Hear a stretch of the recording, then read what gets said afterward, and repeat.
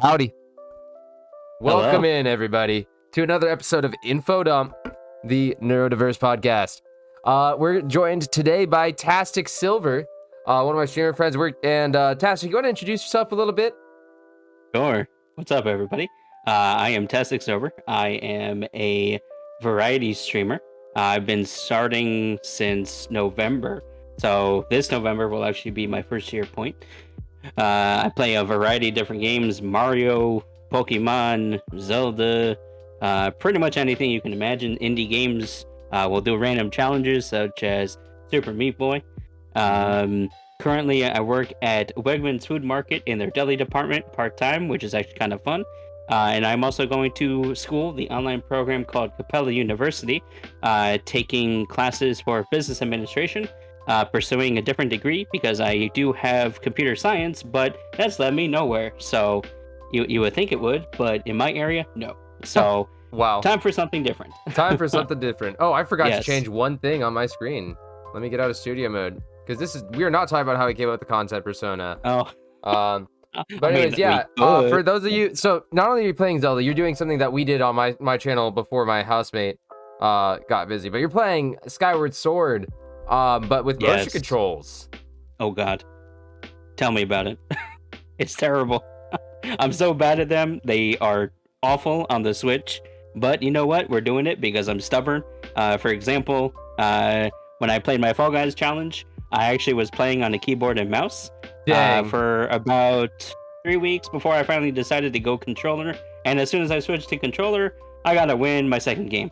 So Controller's so much easier for Fall Guy. But anyways, so today we'll be talking about generalized anxiety disorder in streaming. So talk to you about, so your experiences with that, how it manifests for you, maybe in real life, in streaming, etc. And then we're just gonna see where it goes. Cool. So I'll start off by when did you get diagnosed, or when did you self-diagnose generalized anxiety disorder?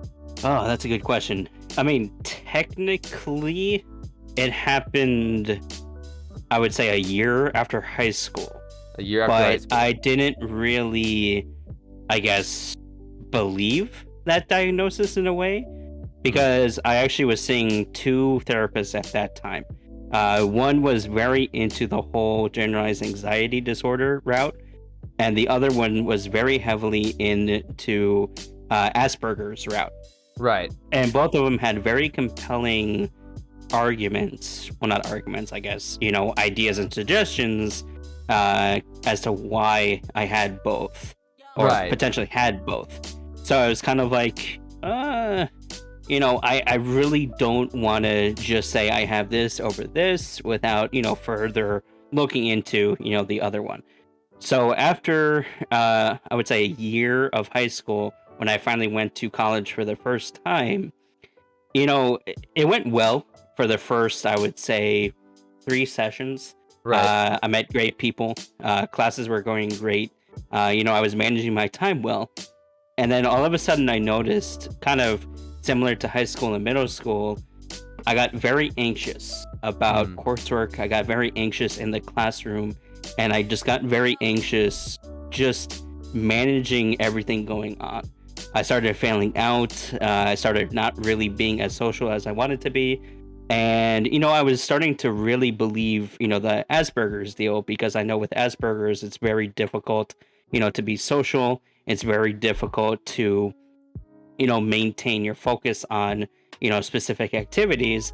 But I was still kind of hesitant, to believe that versus, the anxiety thing, because I know with generalized anxiety disorder, it's a lot more, of that anxious feeling. It's a lot more of that losing control feeling. It's a lot more of that, am I doing something wrong feeling? And I was feeling that a lot more than the Asperger's deal. So I kind of went with the whole, generalized anxiety disorder. I actually stopped seeing those two therapists. And with my current one, who I've been seeing for the last couple years, he really, believes that generalized anxiety disorder was the one. He also kind of had an inkling about Asperger's, but he never really, I guess, went into detail about it. Right. And due to that, the whole generalized anxiety disorder thing, I think, is really the more prominent one. So I'm actually kind of glad it's that versus Asperger's. Like, I would have been fine with Asperger's diagnosis, but I just didn't feel like it fit Right. with the different emotions and feelings and activities I was actually doing. Yeah, I think you're touching on something important there, that with respect to neurodivergence and diagnoses, I've like there have been, like, if my brother was here, he could talk about that a lot, about the feeling of misdiagnosis and finding the diagnosis that you feel fits your experience. And I think that's very important that you touched on that, the whole concept of how it represents yourself and what labels you wish to use in a sense.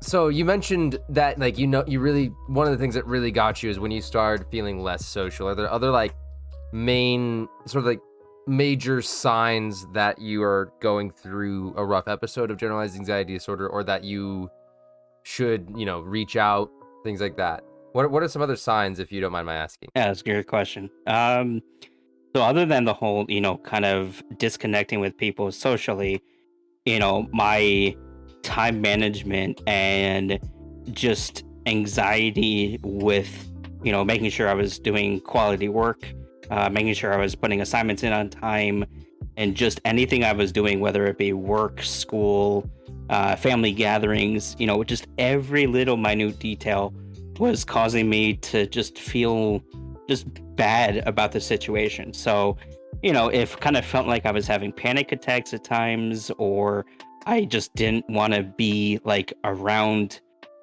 at that given, time.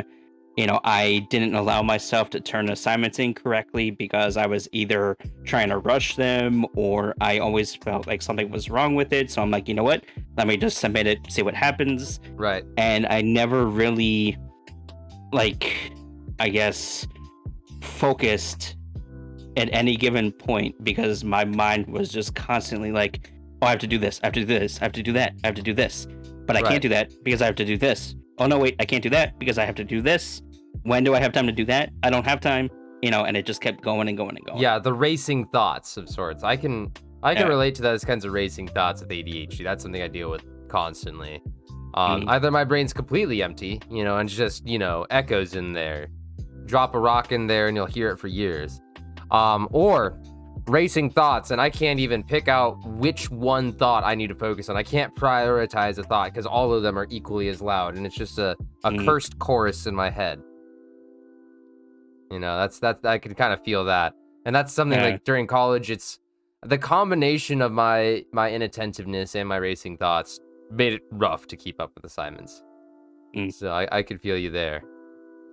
So I'm out of curiosity with respect to, like, how generalized anxiety disorder is affecting you in your day-to-day adult life. What are some things that you've noticed? A couple of things I've noticed, like work, for example. When I was working at the YMCA before my COVID furlough, there were times where I knew something that they were doing wasn't correct, or there was a much, I guess, efficient way of doing something.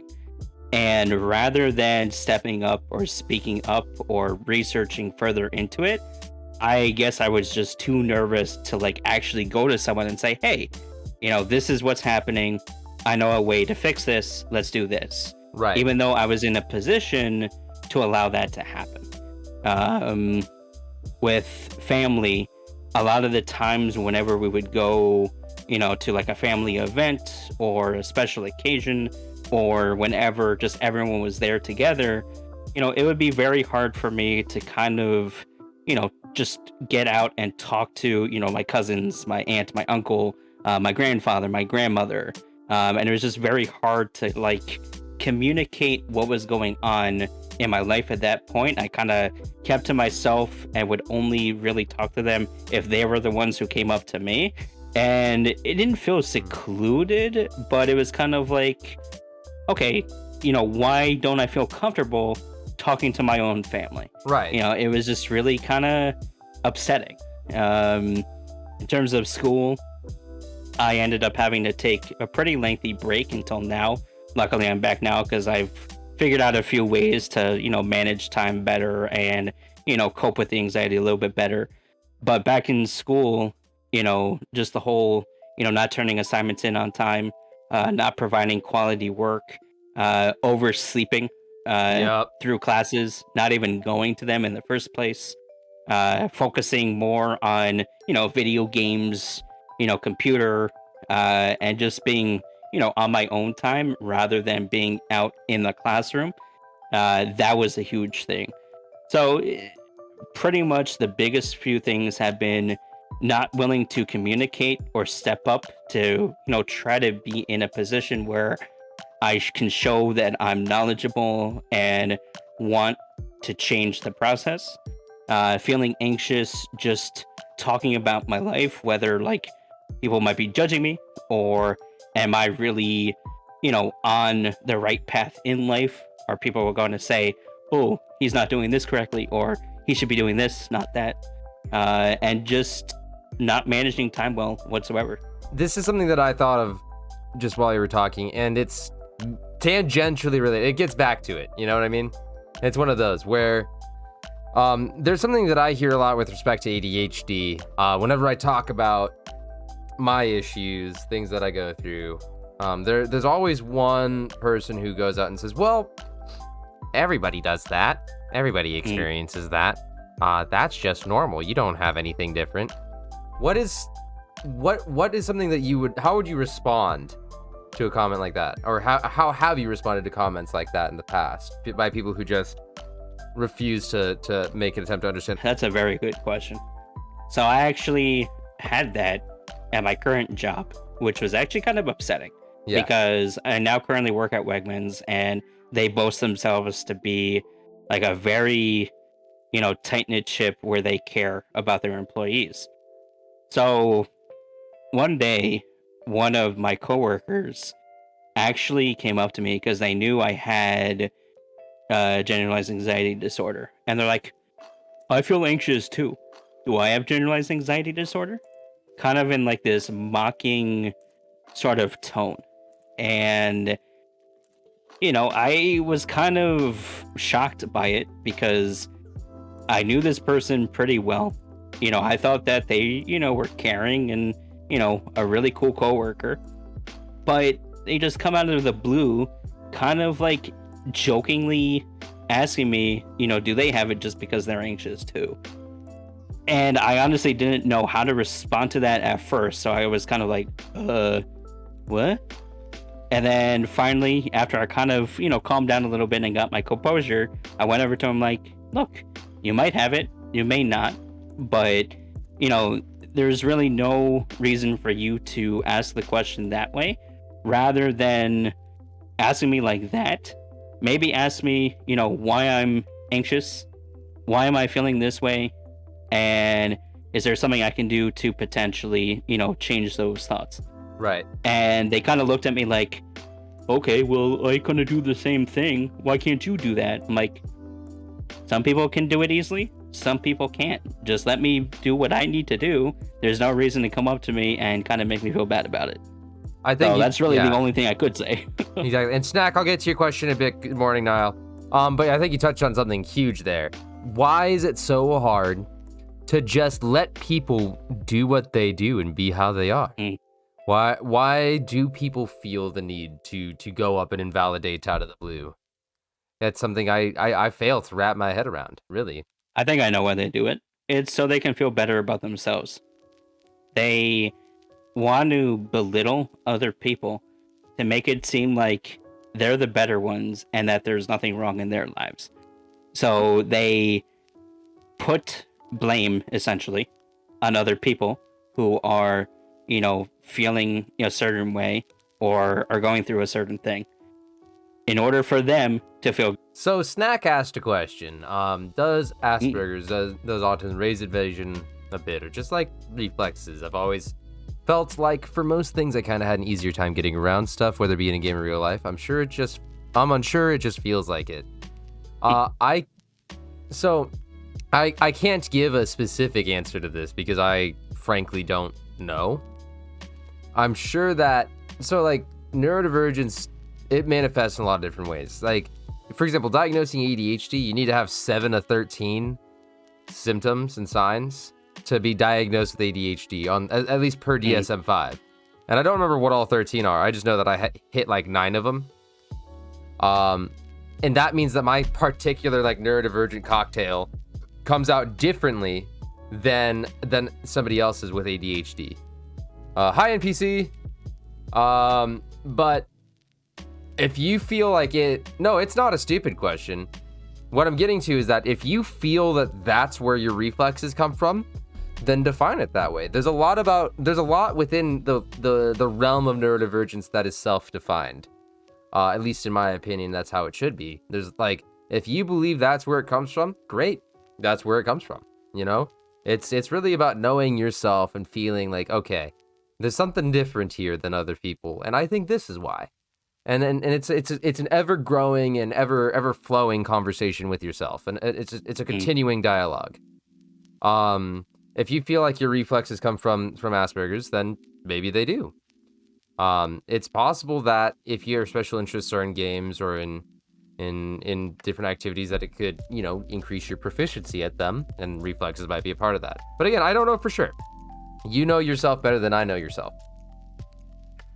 I'll take a stab at that too. So from what I understand about Asperger's, because I've done a lot of talking with different therapists about it, I can kind of see where that might actually be true, because people with Asperger's do tend to kind of, you know, keep to their own. They have very difficult times being social, and with that, they focus more on what they're doing at that moment in time rather than what's going on around them. So since you are a little bit more focused on what you're doing at that time because you're within yourself and you're kind of your own little bubble, that focus is going to be a little bit more than someone, let's say, who's also focused on the same thing, but they're not necessarily only worried about themselves. You know, they could be thinking, oh, what's he having for lunch? Or, hey, what's on TV tomorrow? Something like that. Whereas someone with, you know, Asperger's, from my understanding, they don't necessarily have those type of thoughts. They more so focus on, you know, what am I doing, you know, right? What am I doing wrong? Is there something I can be doing in this game? Or is there something I could be doing on this paper that I can make it better or easier? Something like that. So they're a little bit more, I guess, in tune to what they're doing at that moment in time. So I can definitely see where you might feel it's easier for you to have a little bit more, you know, focus / influence on whatever you're doing than, you know, someone else or something else. Going forward, what are some of the things that you've developed as coping mechanisms for your generalized anxiety? What are some ways that you manage it, that you deal with it, whether it's medication, whether it's therapeutic resources, and anything that you find helps you cope with it and deal with it and manage it? Great question. The first thing you asked me, medication. I actually do not take any medication, which at first kind of scared me. Right. Because we actually did try medication back in high school, and it seemed to help slightly, but I don't know, for some reason I just felt bad taking it. Like, right. I always felt like, do I really need this? Is this impacting my life a lot more than it should be? So I talked to my therapist about it, and we actually decided to wean off of it completely. So I don't take any medication.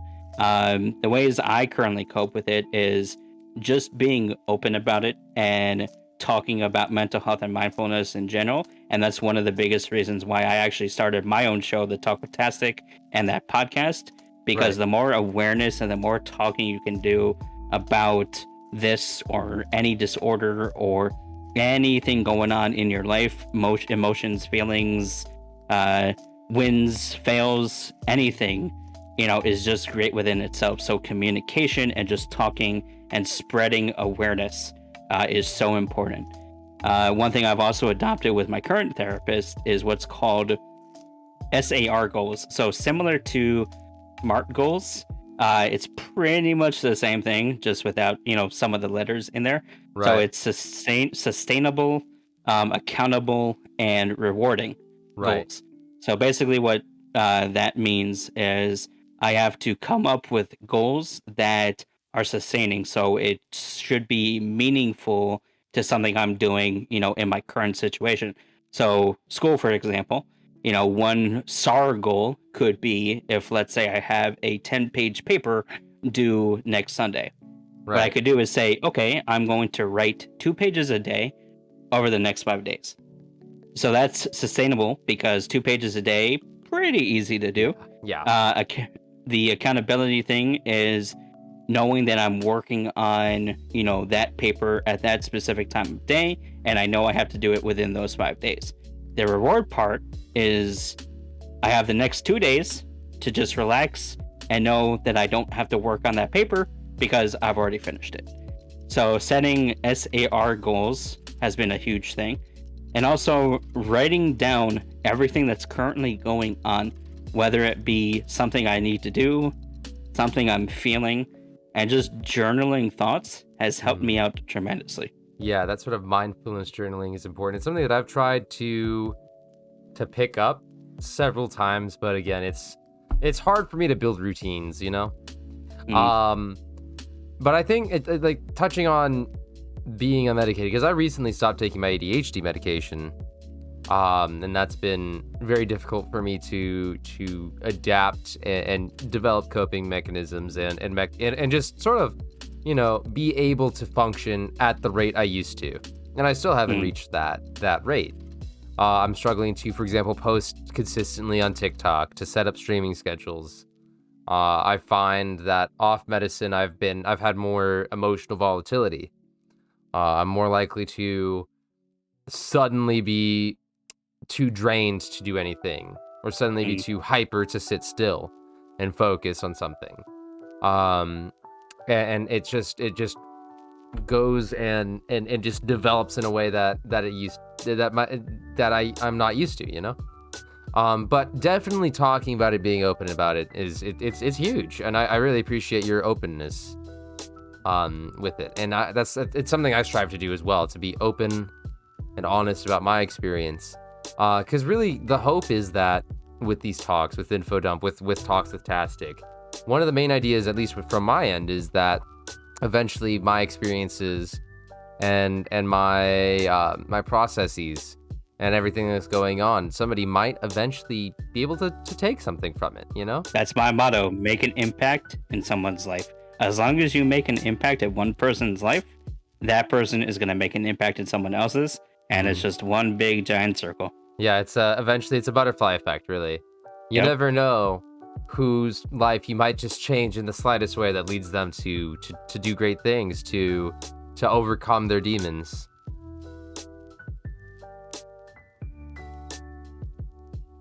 Yeah, just a little sound bites. You never know if we say something funny and he wants to include in the recording, or I'm just adding more work for him, and he's added work for me in my life, so